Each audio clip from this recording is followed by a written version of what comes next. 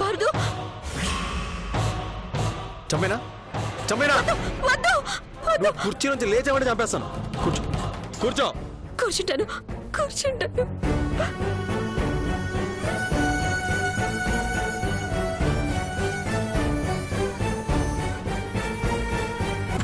Bank నుంచి వచ్చానంట, మీతో ఏదో మాట్లాడాలంట. వాడొస్తే మాత్రం నువ్వెలా తీసుకొచ్చావు? మ్యాటర్ ఏంటో విన్నావు రాక్క.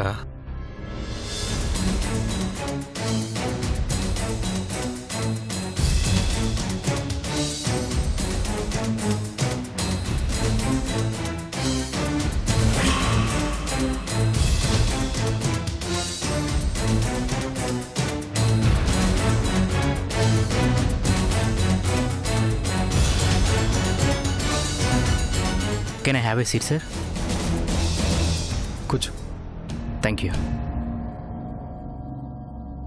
Sir, I am Charan, Loan Recovery Officer. Oh what's the matter? Sir, మీరు బ్యాంకు నుంచి 100 కోట్ల రూపాయల లోన్ తీసుకున్నారు. అయితే మీరు లోన్ తీసుకున్న తర్వాత రెండు సార్లు ఇంట్రెస్ట్ పే చేశారు. తర్వాత నుంచి ఇంట్రెస్ట్ పే చేయడం మానేశారు. ఏదో ఫార్మాలిటీగా 2 సార్లు పే చేశాను. తర్వాత కంటిన్యూ చేస్తానని నేను ఎవరికి చెప్పలేదు. కంటిన్యూ చేసే ఉద్దేశము నాకు లేదు.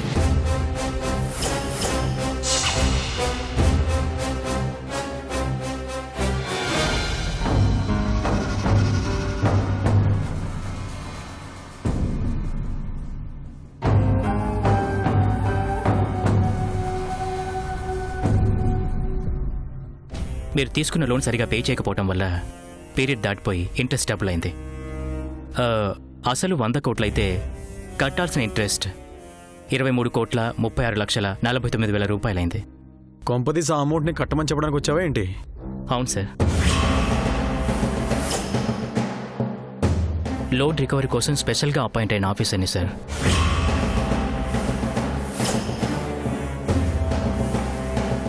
వీలైనంత తొందరగా కట్టేయాలి సార్, లేదంటే ఇంట్రెస్ట్ ఇంకా ఎక్కువగా పెరిగిపోతుంది. తీసుకున్నది నిజమే, కానీ నేను కడతానని ఎవరితోనూ చెప్పలేదు. అమ్మతోడు. మీరు కట్టకపోతే లీగల్ నోటీస్ వస్తుంది సార్. చాలా సార్లు వచ్చాయి సార్.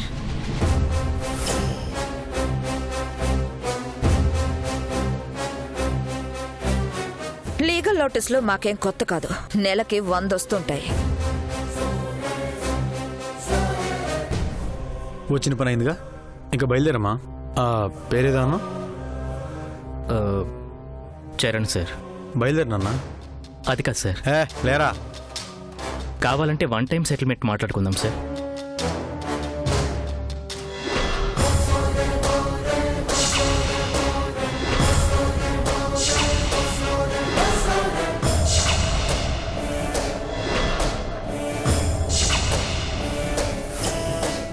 నా దృష్టిలో 1 టైం సెటిల్మెంట్ అంటే ఇదే. చేసుకుందామా?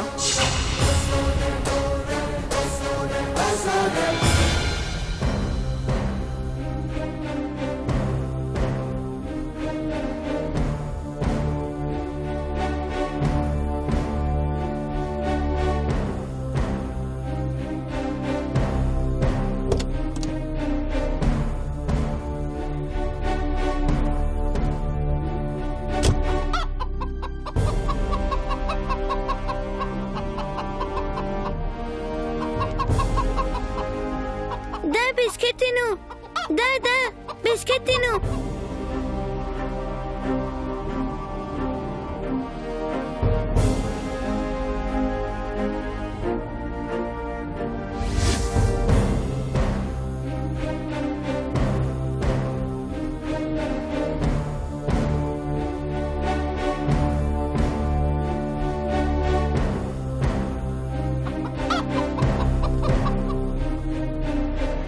నా ఇంటికి వచ్చే ముందు నా గురించి అందరూ చెప్పే ఉంటారు. విన్నా కూడా వచ్చావంటే అమాయకత్వమా తెగింపా? ఒక ఇంటికి వచ్చే ముందు వాళ్ళ బ్యాక్గ్రౌండ్ ఏంటో తెలుసుకొని రావడం పద్ధతి. ఇంకోసారి ఇలాంటి రిస్కులు చేయొద్దు.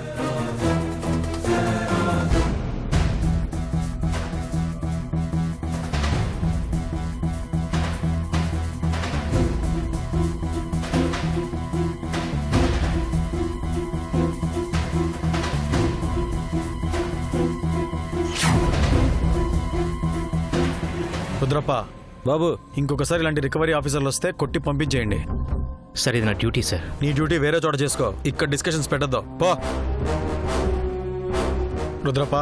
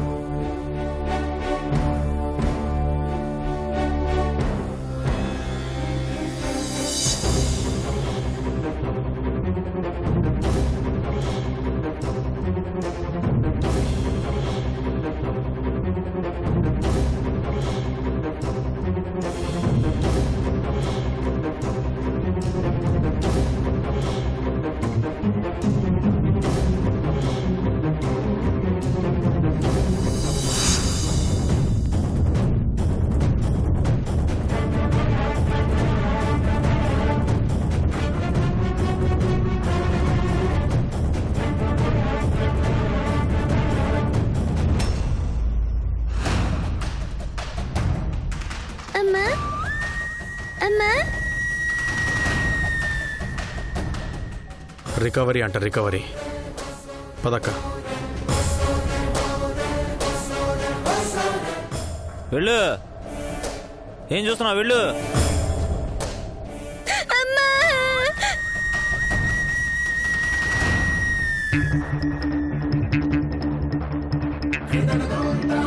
అమ్మా ప్రిన్సీ, అమ్మ ప్రిన్సీ, అమ్మ ప్రిన్సీ ఆగమ్మా. ప్రిన్సీ,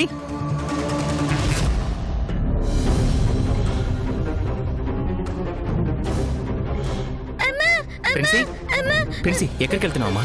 నాన్న అమ్మ నాన్న అమ్మేంటమ్మా? అమ్మని చూసాను నాన్న. అమ్మ అక్కడ ఉంది నాన్న. అమ్మ అక్కడ ఉంటావేంటమ్మా? నేను చూసాను నాన్న. ప్రిన్సీ అలర్ట్ చేయకూడదు, పద వెళ్ళిపోదాం. అమ్మ లోపల ఉంది రామ్మా, నాన్న. రా నేను చూపిస్తాను. అమ్మ నాన్న అమ్మ రామ్మా. నాన్న అమ్మ నాన్న అమ్మ అక్కడ ఇక్కడ ఉంది. లేదు తల్లి. నాన్న అమ్మ నాన్న నాన్న అమ్మ రా ప్రిన్సీ, నాన్న అమ్మ రా. నాన్న అల్లరి చేయకూడదని చెప్పాను కదా. నాన్న రా. నాన్న అమ్మ రా లోపల తల్లి. ఉంది నాన్న. రా ప్రిన్సీ, నాన్న కూర్చో. అమ్మ అమ్మ లేదు నాన్న, నాన్న కూర్చో. అమ్మ నాన్న నాన్న అమ్మ నాన్న అమ్మ నాన్న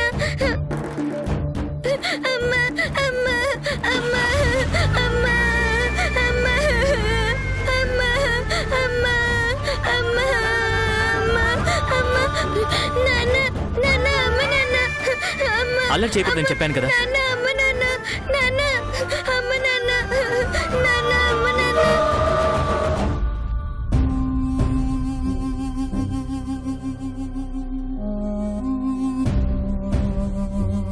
పోయి ఓ క్రిమినల్ గురించి చెప్పడానికి మరో పెద్ద క్రిమినల్కి ఫోన్ చేశాం. మాణిక్యం గారికి ఫోన్ చేసి నంజుండ గురించి చెప్పి వాళ్ళని కలవకుండా వచ్చేసాం కాబట్టి సరిపోయింది. ఫోన్ చేసింది ఎవరా అని వాళ్ళు ఆరా తీస్తూ ఉంటారు.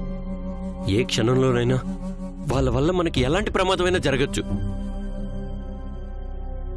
అందుకే గాయత్రి, మనం చాలా జాగ్రత్తగా ఉండాలి.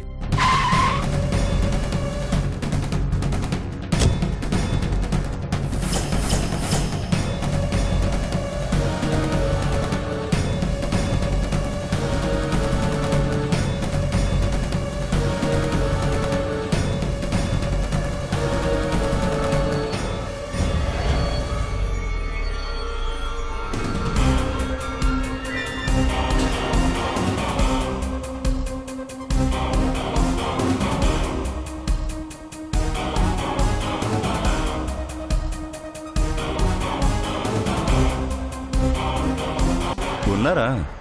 ఎటైనా పారిపోయారేమో అనుకున్నాను. ఏం మాట్లాడుతున్నారు? పారిపోవాల్సిన అవసరం మాకేంటి? చెప్తా.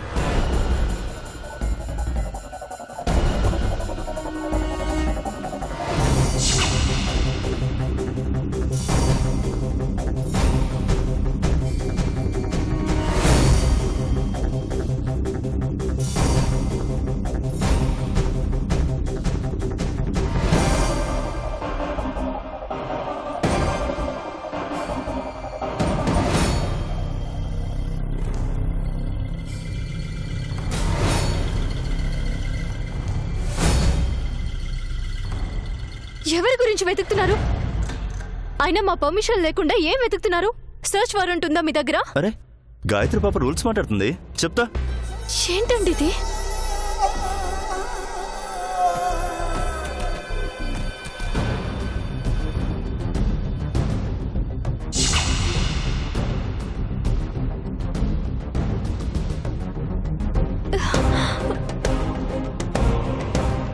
ఏంటండి?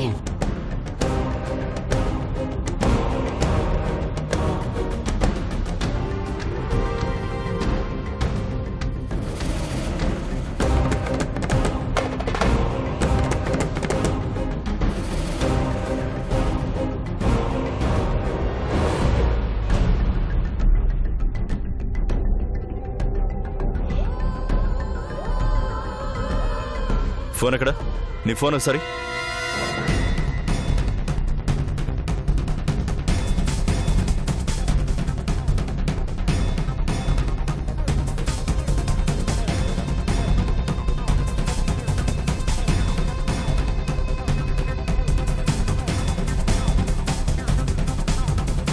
నీ ఫోన్ ఎక్కడ?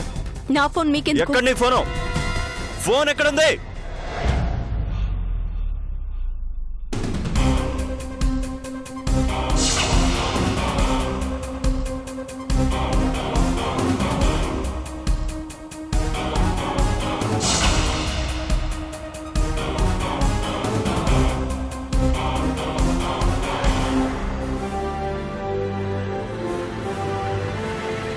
డైల్డ్ కాల్స్ మొత్తం డిలీట్ చేస్తారన్నమాట.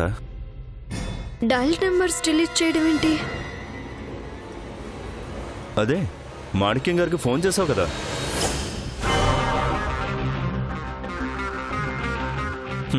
అయినా నా పిచ్చి కాకపోతే ఆ సిమ్ ఇంకా ఎందుకుంటుంది? అప్పుడే తీసి పారేసావు కదా.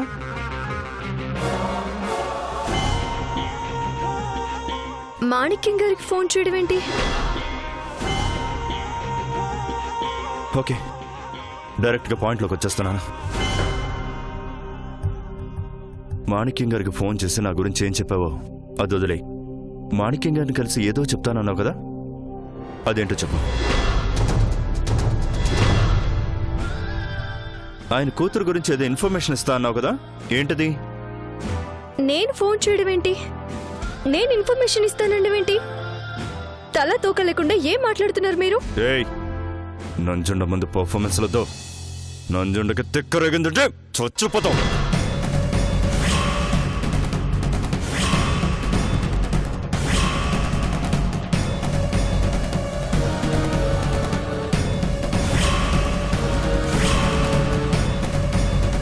ఏంటి మీ దౌర్జన్యం? అసలు మీకేం కావాలో మాకు అర్థం కావడం లేదు. మీరేదో రాంగ్ ఇన్ఫర్మేషన్తో వచ్చినట్టున్నారు. దయచేసి బయలుదేరండి. అయితే మీ ఇద్దరికి ఏం తెలియదంటారు? ఎరా అంతేనా? మాకేం తెలియదు సార్. మరి మాణిక్యం గారి కూతురు చనిపోయిందని మాత్రం ఎలా తెలుసు? చెప్పు వేదాంతం. ఏంటమ్మా కంగారు పడుతున్నావు? చెప్పు. ఏంటి? మాణిక్యం గారి కూతురు చనిపోయిందా? ఎలా చనిపోయింది? ఎప్పుడు చనిపోయింది? చెప్పండి సార్. అబ్బా, ఏం తెలియనట్టు ఎంత బాగా అడుగుతున్నా. మాకెలా తెలుస్తుంది సార్? అయినా మాణిక్యం గారి కూతురు మిస్ అయిందని టీవీల్లోనూ పేపర్లోనూ వచ్చింది. చనిపోయిందని రాలేదే. మరి చనిపోయిందని మీరెలా అంటున్నారు? మీ దగ్గర ఏమైనా? ఏంటి రివర్స్ లో వస్తున్నావా? మీరు అడిగిన దానికి స్ట్రైట్ గానే వస్తున్నాను సార్. మాణిక్యం గారి కూతురు చనిపోయిందని మీరు చెప్తుంటేనే మొదటిసారి వింటున్నాను. ఈ విషయం మాణిక్యం గారికి మీడియా వాళ్ళకి తెలియదా సార్?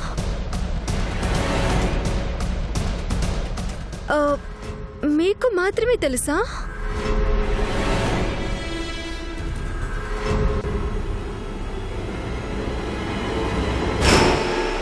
సో మీకేం తెలియదంటారు? తెలియదు సార్. మాకు తెలుసని మీ దగ్గర ఆధారాలున్నాయా? మరి 2 రోజుల క్రితం హాస్పిటల్లో ఎవరిని కలవడానికి వచ్చారు? డాక్టర్ని కలవడానికి వచ్చామని చెప్పాం కదా సార్. ఆ రోజు మీరు మీ పర్సనల్ పనిపై కాకుండా ఎవరో అమ్మాయిని కలవడానికి వచ్చారని మా ఎంక్వైరీలో తెలిసింది. ఎవరో అమ్మాయి?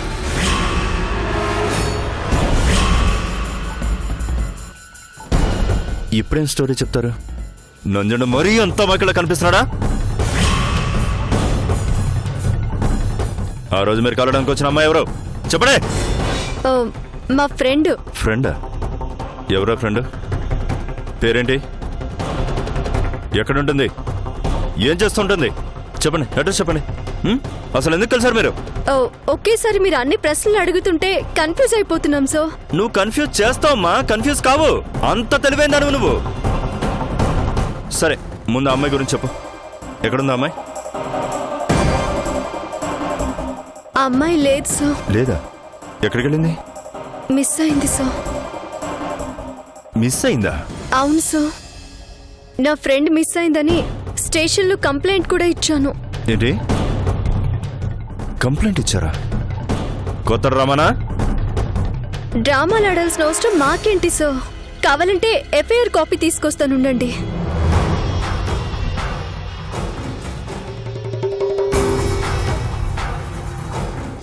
అందరి జీవితాలతో నేను ఆడుకుంటుంటే నా జీవితంతో మీరు ఆడుకుంటున్నారేంట్రా?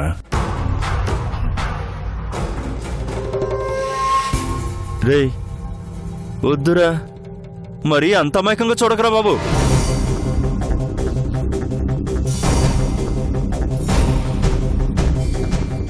ఇదిగోండి సార్.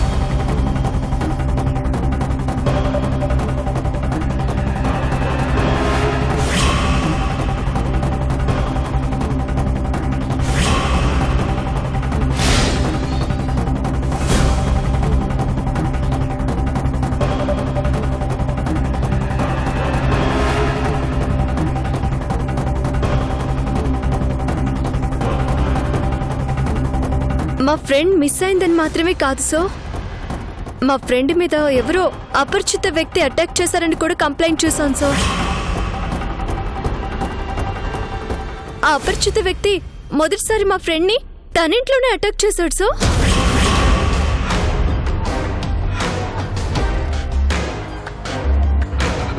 రెండోసారి మా ఇంట్లో అటాక్ చేశాడు.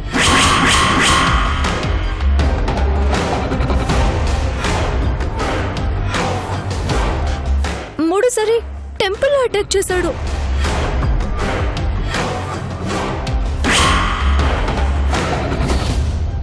టెంపుల్లో కత్తితో దాడి చేయడంతో హాస్పిటల్ పాలైంది.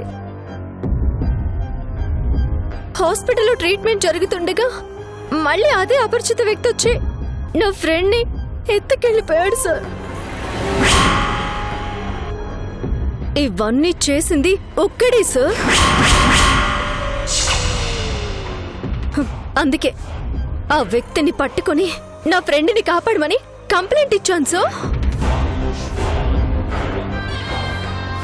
వాణ్ణి ఎలాగైనా పట్టుకుంటామని పోలీసులు చాలా స్ట్రాంగ్ గా చెప్పారు సార్. ఈ రోజు రేపు దొరికిపోతాడు సార్. వాడు దొరికాడంటే పెద్ద నెట్వర్కే బయటపడుతుంది.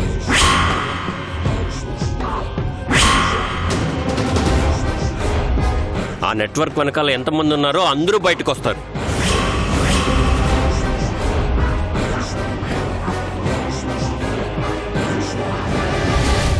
ఏంటి సార్ సైలెంట్ అయిపోయారు? చాలా బాగుంది. మీరిచ్చిన కంప్లైంట్ బాగుంది, మీ పర్ఫార్మెన్స్ కూడా బాగుంది.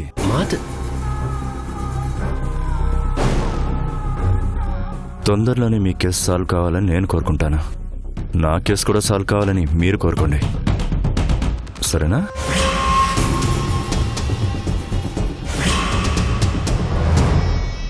ఎఫ్ఐఆర్ కాపీ భద్రంగా దాచుకో. బాయ్, మళ్ళీ కలుద్దాం.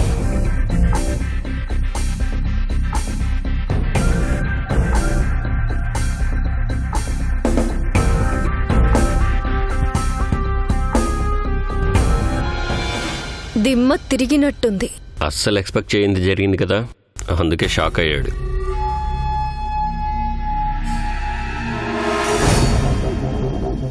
ఎలాంటి స్టెప్ తీసుకుందంటే ఏంటి దాని ధైర్యం?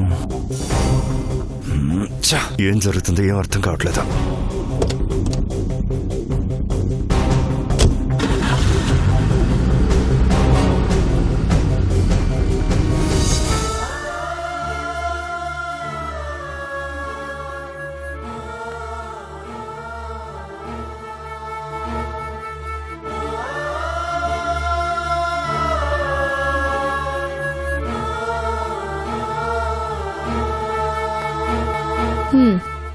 నా బంగారు కొండ అస్సలు అల్లరి చెయ్యనే చెయ్యదు. చక్కగా గబగబా అన్నం తినేస్తుంది. తినమ్మా. నేను తినను. తిననంటే ఎలాగమ్మా? ఎన్ని పూట్లని అన్నం తినకుండా మానేస్తావు? నా బంగారు కదా, తినమ్మా.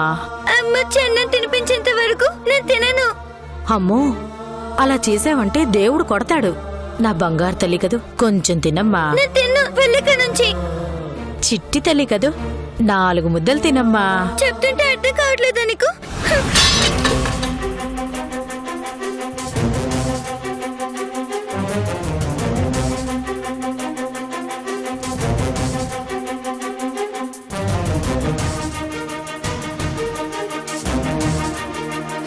ఏమైంది? ఆ, ఆ, ఏం లేదు బాబు, నా చేయి జారి పడిపోయింది. మీరు లోపలికి వెళ్ళండి. దుర్గమ్మ అబద్ధం చెప్తోంది. నువ్వే తోసావు కదా? అవును. ఎందుకు?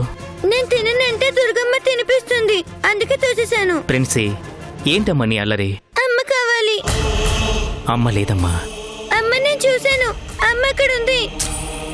నువ్వు ఎవరినో చూసి అమ్మ అనుకుంటున్నావు. అమ్మ లేదు. ఉంది, నేను చూశాను. బాబు, వచ్చినప్పటి నుంచి ఇదే మాట అంటోంది. నేను అమ్మనే చూశాను. ప్రిన్సీ, ఇంక అల్లరి చేయకు. అమ్మ అక్కడ లేదు. ఉంది డాడీ. నీకెలా చెప్తే అర్థం అవుతుంది? అమ్మ మనందరినీ దూరం చేసి వెళ్ళిపోయిందమ్మా.